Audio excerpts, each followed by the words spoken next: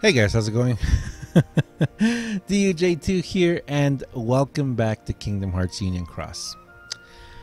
Okay, we are going to talk about KeyArt 10. And as we talk about KeyArt 10, I'm going to go ahead and do the quest to be able to get it. Oh, it's only... Oh, no, it is 8 quests. Okay, so first of all, let's take a look at how this medal was presented to us. We all know that right now we're in the middle, well, at the beginning of August 2017, and the game in general has been ramped up considerably. It is very true that when they said that they were going to try and catch us up to JP, they weren't lying about that. The way that they've gone around to doing it, though, has been very interesting in the fact that it's pretty much been based on financial progression. We've had banner and after banner after banner, high score challenges after high score challenges, but to get those high score challenges, the best medals you can, or to be able to guilt the medals, you have to be able to you have to pull for the percentages. Equally, now we have been presented with the damage challenges. There's my first one, my first KeyArt 10, which means that we have to continue pulling, or we have to have certain traits to be able to complete those challenges in the top ranks. And again, this is mostly just for guilting. We do have Fantasia Mickey B's Fantasia Mickey B's in the game now. But the problem with that is that the quantity of Fantasia Mickey B's that we are being dealt in the game right now is very minimum. Right now, I personally am sitting on 5 Fantasia Mickey B's, and I'm saving them. I'm saving mine. The only thing that I think right now is worth putting Fantasia Mickey B's on is exclusive medals. And yes, the EX medals do fall under that category because they are exclusive in the sense that their banners will not be coming back until there is an actual EX banner. So that's the only time that we have those medals. So the progression of the game has just been incredibly, I mean, it's getting pushed so fast. And in that natural progression of the game, we are now given this medal. KeyArt 10. I have to admit, when I first saw KeyArt 10, I didn't know what it was. I actually had to take a little bit of a time, and to be perfectly honest, when someone first read out to me, you know, what it did, I was like, well, that's not very good, because I thought, and let's look down here, I thought that its special was for three attacks, so kind of like Vivi, you know. So I was like, well, why do you want a medal like this for 3 attacks? It's okay, but it's not awesome. Then I was pointed out that I was wrong, and it's for 3 turns.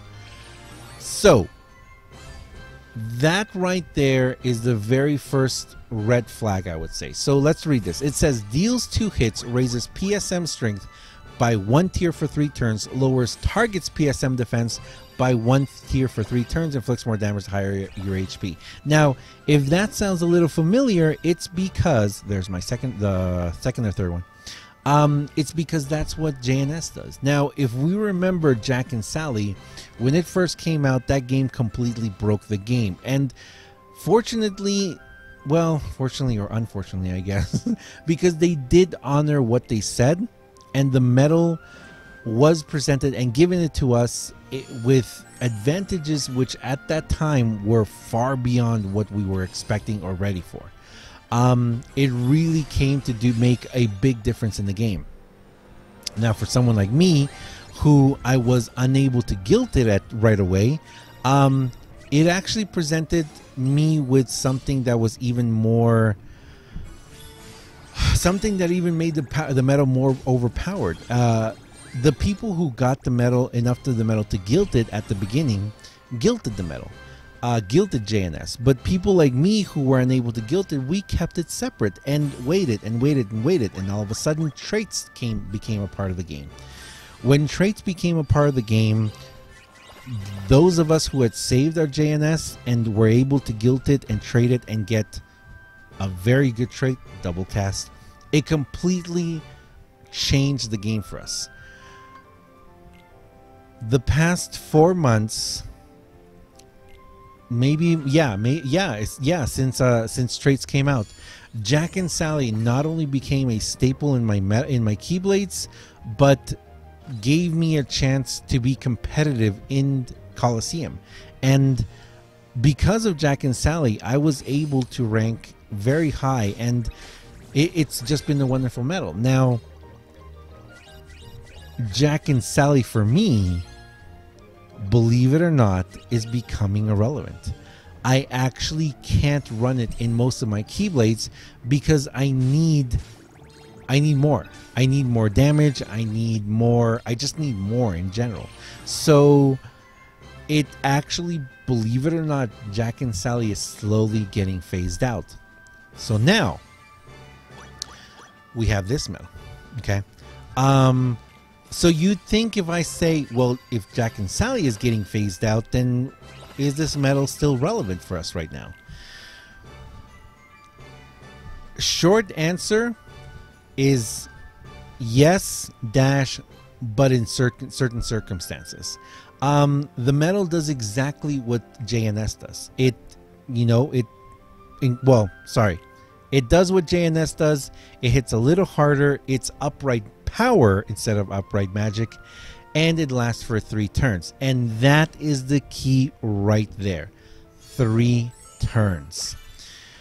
For someone like me, if I'm going to be doing Coliseum, if I'm going to be doing anything really in the game, I need 1 turn. Okay, so to make this medal potentially as dangerous as Jack and Sally, which means I can run this medal in the 4th slot in Olympia. You can put it on Fenrir. You can put it on any upright power slot. Then it's going to give you what Jack and Sally has given me. And if you guys have gone back and seen my videos, you guys can see what Jack and Sally has done for me. Once Jack and Sally was guilted, the main reason why it took me so far was because A, it's got double cast. Oh my goodness, yes. And B, I got ground on it. I got the ground, negative 60 ground defense on it against the enemies. That right there made that medal just incredibly powerful and versatile for me to use, especially on medals and Keyblades like Divine Rose and such. So, is this medal a medal that you can pretty much copy let me turn around, flip it back on me. Is this KeyArt 10 a medal that I can use like I've used JNS?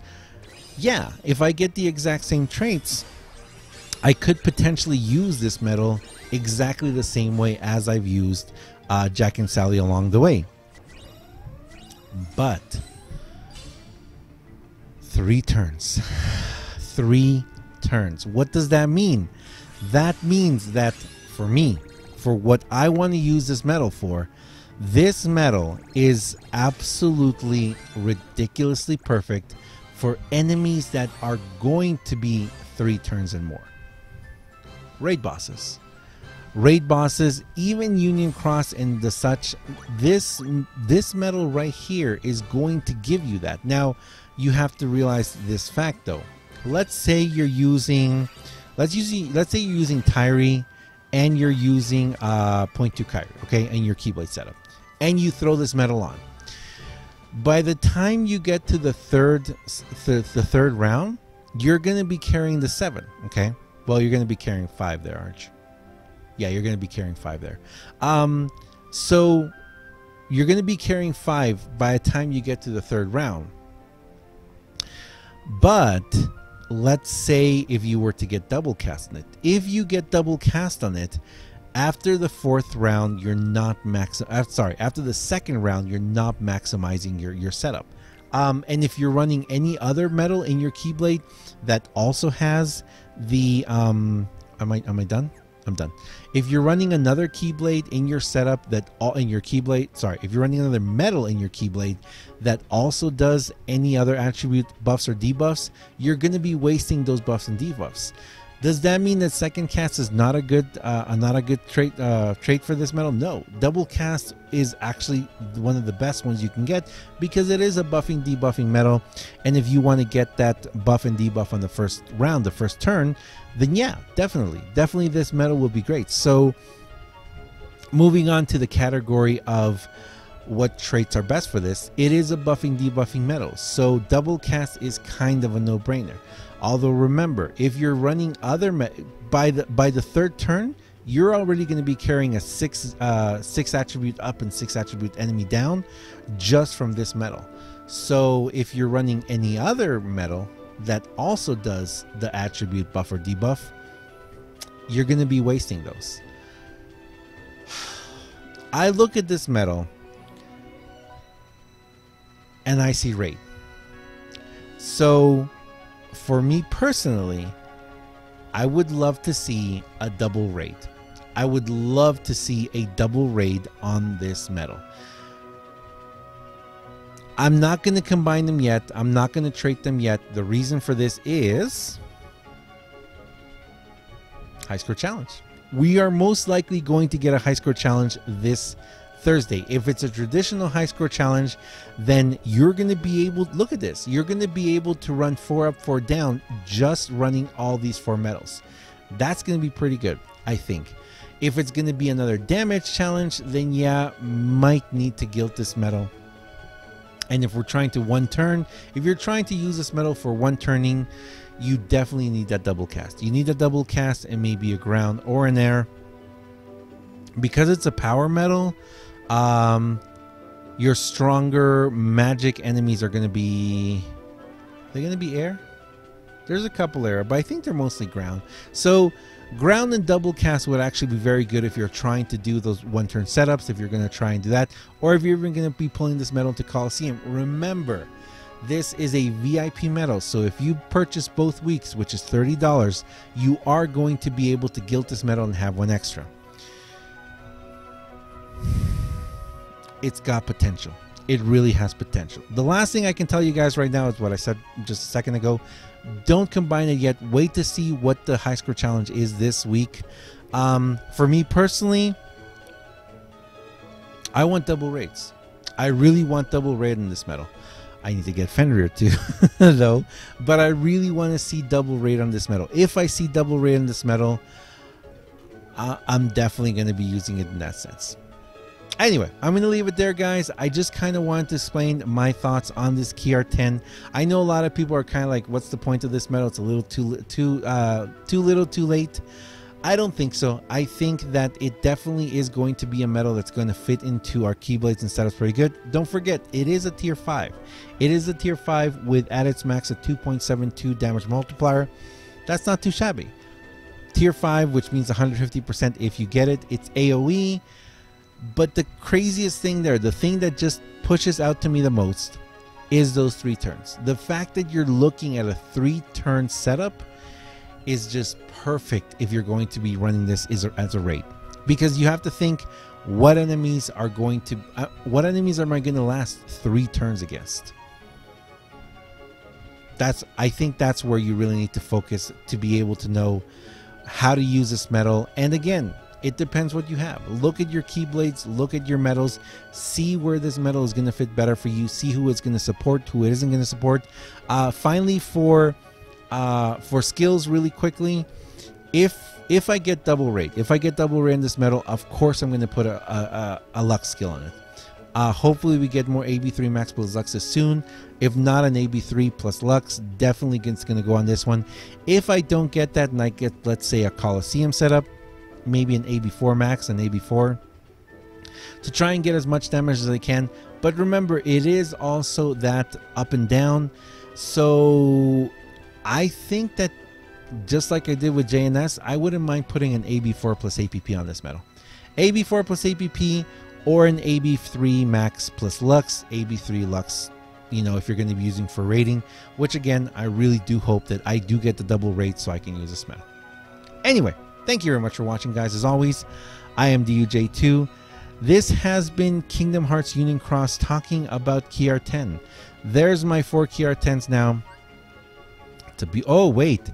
This is 2.72 with 1 orb. Does anyone know what the max multiplier is once it's gilded? It's got to be over 3. It's got to be over 3.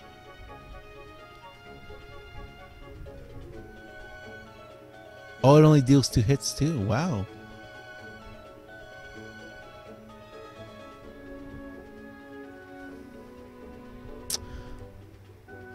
Yeah, that just takes it to a whole different level, doesn't it? That's awesome, KeyArt too. Thank you very much for watching, guys, and I'll see you guys next time. See ya.